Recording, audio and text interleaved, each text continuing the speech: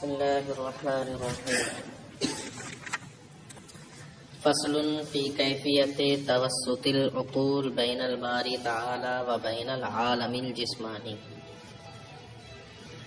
یہاں سے ایک ایسی بحث کی ابتدا ہو رہی ہے جس کا دار و مدار صرف باطل بطلان پر، جہالت پر، رسالت پر، خصالت، ہر طرح کی اس چیز پر مبنی ہے جس کا حقیقت سے اور شریعت سے کوئی تعلق نہیں.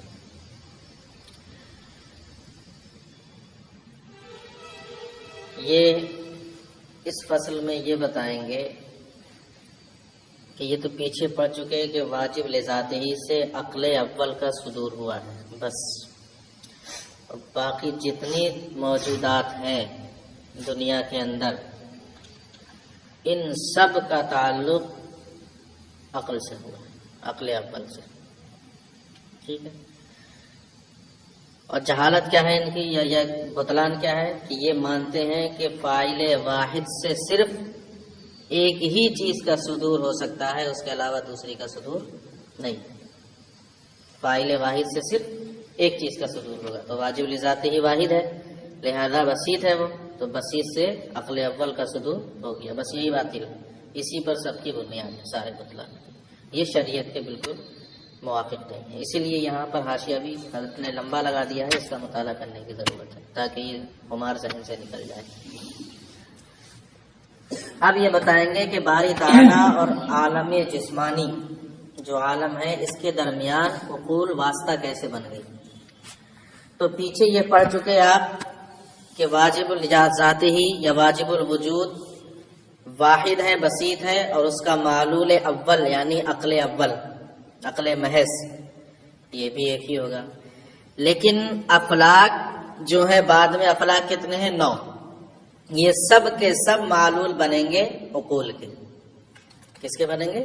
عقول کے. لیکن جب یہ پڑھ لیا آپ نے کہ کسی بھی فاعل واحد سے ایک ہی معلول کا صدور ہوگا تو عقل اول واحد ہے، وہ بھی بسیط ہے، تو اس سے صرف دوسری عقل کا صدور ہونا چاہیے، لیکن فلک اعظم کا بھی صدور اس سے ہوگا. ہر عقل سے ایک فلک اور ایک عقل، ایک فلک ایک عقل، ایک عقل ایک فلک، اس طرح یہ چلے گا بھی سلسلہ.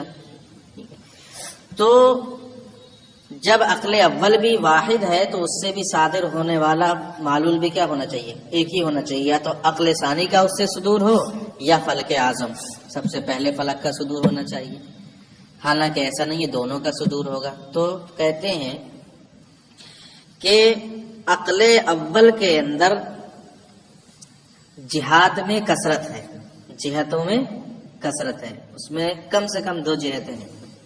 لیکن یہ جو کثرت ہے جہات میں یہ واجب الوجود سے وجود پانے میں نہیں ہے، اس میں نہیں ہے، وجود پانے میں کثرت نہیں ہے، ورنہ تو پھر فاعل واحد سے کثرت کا صادر ہونا لازم آئے گا.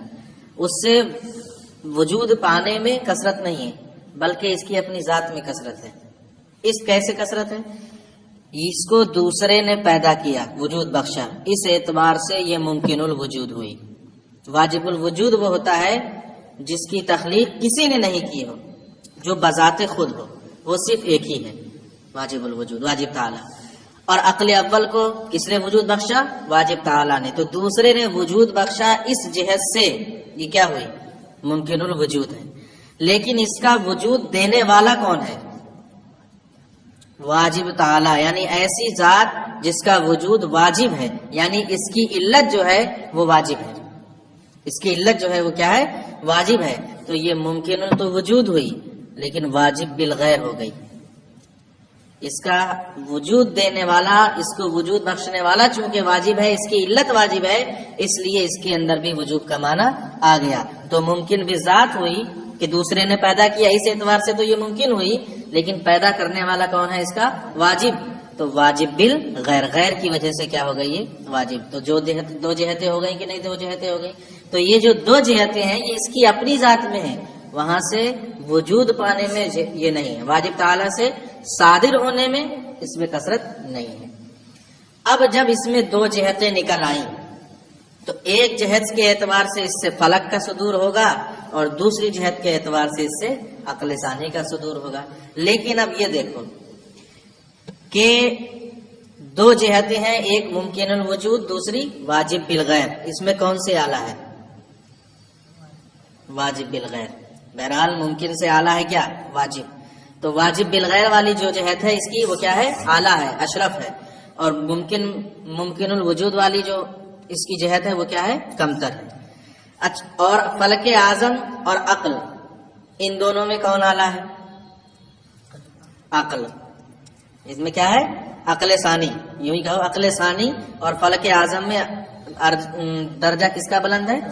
لہذا جس جہت سے وہ اعلیٰ ہے اس جہت سے اعلیٰ کا وجود ہوگا. یعنی عقل ثانی کا واجب بالغیر جہت سے وہ عقل ثانی کے لیے موجود بنے گی، اور ممکن الوجود کے اعتبار سے اس والی جہت سے وہ کس کا صدور ہوگا؟ اس سے فلک اعظم کا. اب جب ایک عقل میں یہ نکل آیا، اب جب دوسری آ گئی اب اس میں بھی یہ دو جہتیں نکلیں گی.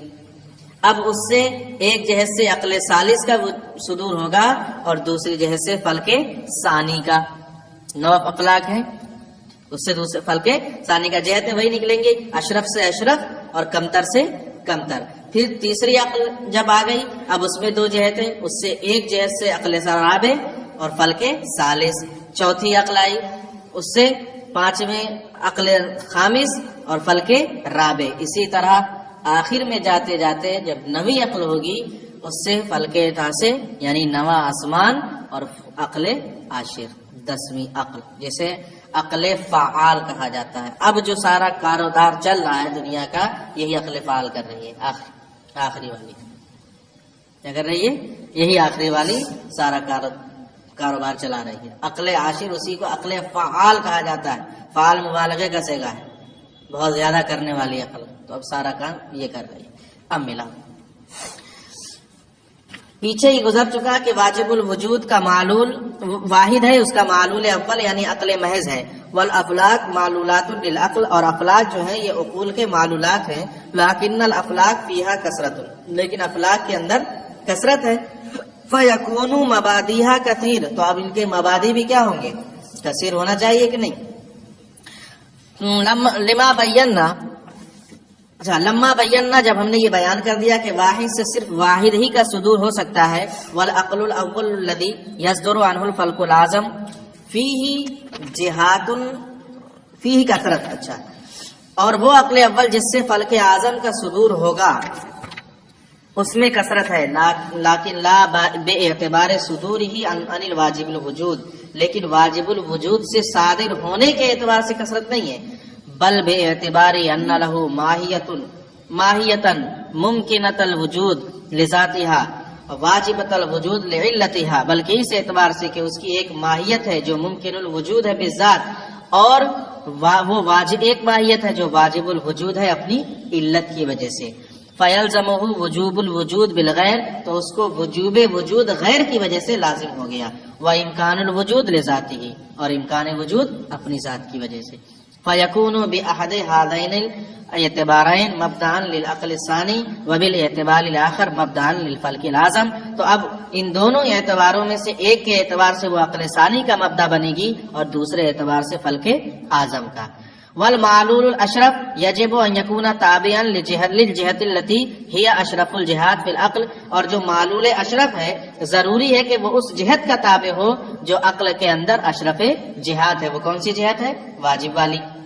فیکون بما ہوا موجود واجب الوجود بالغیر مبدعا للعقل ثانی، تو وہ جہت جو واجب الوجود بالغیر ہے وہ عقل ثانی کا مبدع ہوگی. وبما ہوا موجود ممکن الوجود لذاتہ مبدعا للفلک الاعظم، اور وہ جہت جس کے اعتبار سے وہ ممکن الوجود ہے وہ جہت فلک اعظم کا مبدع بنے گی. وبہذا الطریق، بس اسی طریقے سے یصدر عن کل عقل عقل وفلک، ہر عقل سے ایک عقل اور ایک فلک کا صدور ہوتا رہے گا. وکذالک الی ان ینتہی الی العقل التاسع، یہاں تک کہ سلسلہ یہ عقل تاسع یعنی 9ویں عقل پر پہنچے گا. فیصدر عنہ فلک القمر، تو اس سے فلک قمر چاند جس پر طلوع ہوتا ہے سب سے آخری والا یہ صادر ہوگا. وعقل عاشر، اور 10ویں عقل وہوا مبدأ الفیاض المدبر لما تحت فلک القمر، اور یہی عقل عاشر فلک قمر کے نیچے جو کچھ بھی ہے ان سب کے لیے مدبر اور فیاض ہے. یہی عقل عاشر. وہوا العقل الفعال، اسی کو عقل فعال کہتے ہیں. فیصدر عنہ الحیولہ العنصریہ والصورۃ النوعیہ المختلفۃ بشرط استعداد الحیولہ العنصریہ وليس استعداد الحیولہ لقبول الصورہ من جہت العقل المفارق والا لما تغیر الاستعداد بل استعدادها بسبب الحرکات السبابیہ. اب اتنا اور سن لو. پھر جب یہ عقل فعال ہے، اسی سے سارا کاروبار چل رہا ہے، تو اسی سے حیولہ عنصریہ اور صورت نوعیہ کا بھی صدور ہوگا، جو حیولہ کی استعداد کے اعتبار سے مختلف ہوتی رہتی ہیں. صورت نوعیہ ہوتی ہے نا، اب دنیا کے اندر الگ الگ نوع کی صورتیں پائی جاتی ہیں، الگ الگ طریقے کے حیولہ عنصریہ عناصر اربع پڑھ چکے ہیں آپ، ٹھیک ہے. ان سب کو حیولہ قبول کرتا ہے، ان صورتوں کو قبول کرتا ہے. تو یہ جو قبول کرنے کی صورت ہے حیولہ کے اندر، یہ عقل عاشر کی وجہ سے ہے یا کسی اور کی وجہ سے؟ ایک حیولہ پہ الگ الگ طریقے کی صورت، سب کا حیولہ تو ایک ہی ہے نا، یہ تو پیچھے ہی پڑھ چکے ہو. حیولہ سب کا کیا ایک ہے، لیکن صورت نوعیہ سب کی کیا ہے، مختلف ہوتی ہے کہ نہیں ہوتی ہے. تو یہ جو صور نوعیہ کو قبول کرنے کی صلاحیت ہے حیولہ کے اندر، یہ صلاحیت، یہ استعداد عقل فعال کی وجہ سے ہے یا کسی اور کی وجہ سے؟ کہتے ہیں عقل فعال کی وجہ سے تو ہو ہی نہیں سکتی. کیوں؟ کیونکہ وہ بدلتی ہی نہیں ہے. عقل فعال کبھی متغیر نہیں ہوتی. اگر عقل فعال کی وجہ سے یہ صلاحیت ہوتی تو یہ صلاحیت بھی نہیں بدلتی، یہ شرط صورتیں بھی نہیں بدلتی، حالانکہ بدلتی ہیں کہ نہیں بدلتی ہیں. تو کہتے ہیں کہ یہ عقل فعال کی وجہ سے قبول کرنے کی صلاحیت نہیں، بلکہ حرکات سماویہ کی وجہ سے. استعداد کس کی وجہ سے ہے؟ حرکات سماویہ کی وجہ سے. کیونکہ حرکات سماویہ کی وجہ سے مختلف قسم کے احوال سماویہ پیدا ہوتے ہیں، الگ الگ طریقے کے احوال سماویہ پیدا ہوتے ہیں، اور پھر انہی احوال سماویہ کے اختلاف سے حیولہ کے عناصر کی استعداد بھی کیا ہوتی رہتی ہے، مختلف ہوتی رہتی ہے. یہ صورت نوعیہ قبول کیا، پھر اس کو قبول کیا، جیسے جیسے حرکات سماویہ ہوں گی اس کی استعداد الگ الگ مختلف طریقے کی ہوتی رہے گی. تو اسی سے حیولہ عنصریہ اور صورت نوعیہ کا صدور ہوتا ہے، جو مختلف ہوتی رہتی ہے حیولہ عنصریہ کی استعداد کی شرط کے ساتھ. یعنی حیولہ ان کو قبول کرتا رہتا ہے اور ان کی وہ صورتیں بدلتی رہتی ہیں. ولیس استعداد الحیولہ لقبول صورت من جہت العقل المفارق. لیکن حیولہ کے اندر یہ جو صورت کو قبول کرنے کی صلاحیت ہے، یہ اس عقل مفارق کی وجہ سے نہیں، یعنی عقل فعال، عقل عاشر کی وجہ سے نہیں. وَإِلَّا لَمَا تَغَيَّرَ الْإِسْتِعْدَادُ. ورنہ تو استعداد بدلتی ہی نہیں.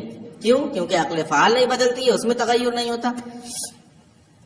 بل استعدادها بسبب الحرکات السماویہ. بلکہ اس کی استعداد حرکات سماویہ کی وجہ سے ہے. اور حرکات سماویہ بدلتی رہتی ہیں تو استعداد بھی کیا ہوتی رہتی ہے، بدلتی رہتی ہے. بس یہاں سے رہنے دو.